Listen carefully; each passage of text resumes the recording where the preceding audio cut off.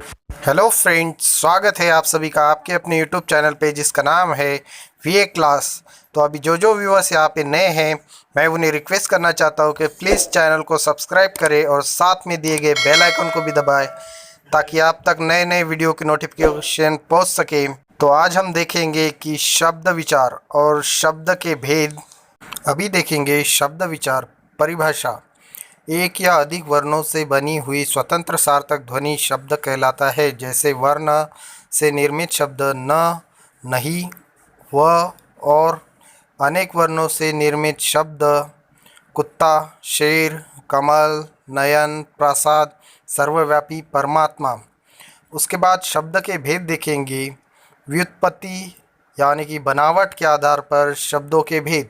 बनावट के आधार पर शब्द के निम्नलिखित तीन भेद है: रूढ़ शब्द, यौगिक शब्द, योगरूढ़ शब्द। तो सबसे पहले देखेंगे रूढ़ शब्द। जो शब्द किन्हीं अन्य शब्दों के योग से न बने हो और किसी अर्थ को प्रकट करते हो तथा जिनके टुकड़ों का कोई अर्थ नहीं होता, वे रूढ़ शब्द कहलाते। जैसे कल, पर, इनमें क, ल, प, र का टुकड़ा करने पर कुछ अर्थ नहीं निकलता, अतः यह निरर्थक है। उसके बाद दूसरा है यौगिक शब्द। जो शब्द कई सार्थक शब्दों के मेल से बनते हैं वे यौगिक कहलाते हैं। जैसे देवालय, देव अधिक आलय, राजपुरुष, राज अधिक पुरुष, हिमालय, हिम अधिक आलय, देवदूत, देव अधिक दूत आदि। ये शब्द दो सार्थक शब्दों के मेल से बने हैं। उसके बाद तीसरा प्रकार है योगरूढ़ शब्द। वे शब्द जो यौगिक तो है किंतु सामान्य अर्थ को न प्रकट कर किसी विशेष अर्थ को प्रकट करते हैं, वे योगरूढ़ शब्द कहलाते हैं। जैसे पंकज, दशानन आदि।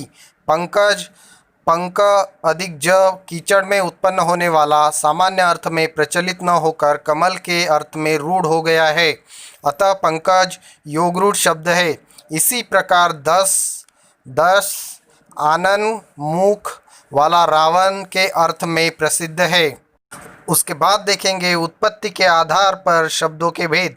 उत्पत्ति के आधार पर शब्दों के निम्नलिखित चार भेद है। पहला है तत्सम शब्द। जो शब्द संस्कृत भाषा से हिंदी में बिना किसी परिवर्तन के लिए गए हैं वे तत्सम शब्द कहलाते हैं। जैसे अग्नि, क्षेत्र, वायु, रात्रि, सूर्य आदि। उसके बाद दूसरा प्रकार है तद्भव शब्द। जो शब्द रूप बदलने के बाद संस्कृत से हिंदी में आए हैं वे तद्भव शब्द कहलाते हैं। जैसे आग, अग्नि, खेत, क्षेत्र, रात, रात्रि, सूरज, सूर्य आदि। उसके बाद तीसरा प्रकार है देशज शब्द।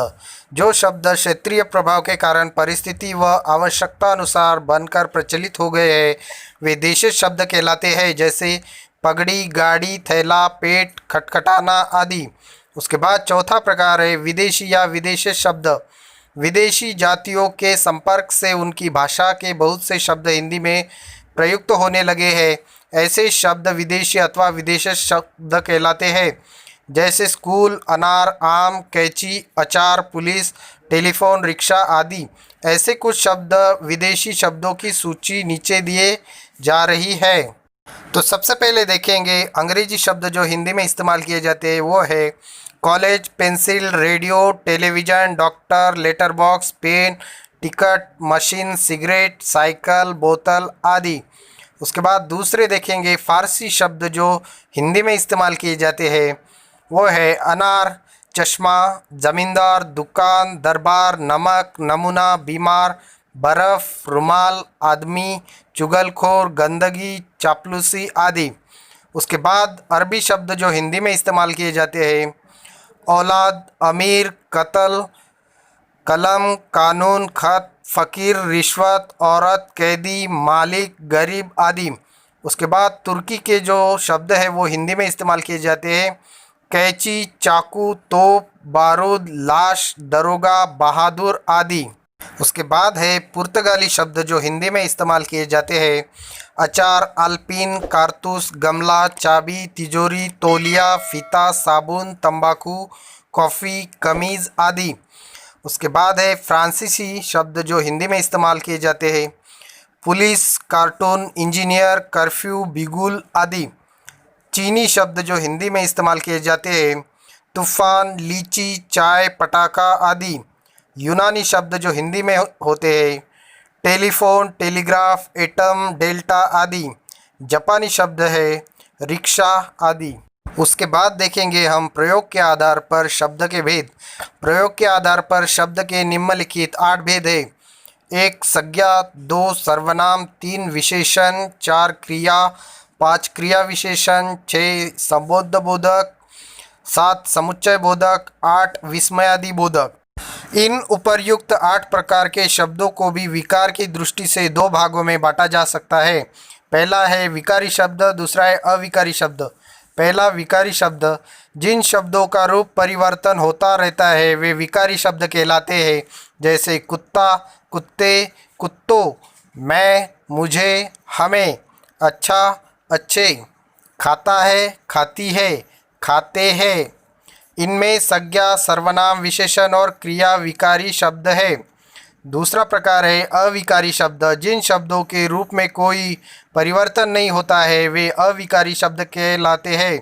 जैसे यहाँ किंतु, नित्य, और, है, अरे आदि। इनमें क्रिया विशेषण, संबंध बोधक, समुच्चय बोधक और विस्मय आदि बोधक आदि है। उसके बाद अर्थ की दृष्टि से शब्दों के जो भेद है वो देखेंगे। अर्थ की दृष्टि से शब्दों के 2 भेद है, सार्थक शब्द और निरर्थक शब्द। पहला है सार्थक शब्द, जिन शब्दों का कुछ न कुछ अर्थ हो वे शब्द सार्थक कहलाते हैं। जैसे रोटी, पानी, ममता, डंडा आदि। उसके बाद दूसरा प्रकार है निरर्थक शब्द, जिन शब्दों का कोई अर्थ नहीं होता है वे शब्द निरर्थक शब्द कहलाते हैं। जैसे रोटी वोटी, पानी वानी, डंडा वंडा। इनमें वोटी, वानी, वंडा आदि निरर्थक शब्द है। यहाँ पे विशेष बात बताई है, निरर्थक शब्दों पर व्याकरण में कोई विचार नहीं किया जाता। तो आई होप कि आपको ये पूरा वीडियो समझ में आया होगा। तो प्लीज़ चैनल को सब्सक्राइब करें, वीडियो को लाइक करें, कमेंट करें और वीडियो को अपने दोस्तों के साथ शेयर ज़रूर करें। धन्यवाद।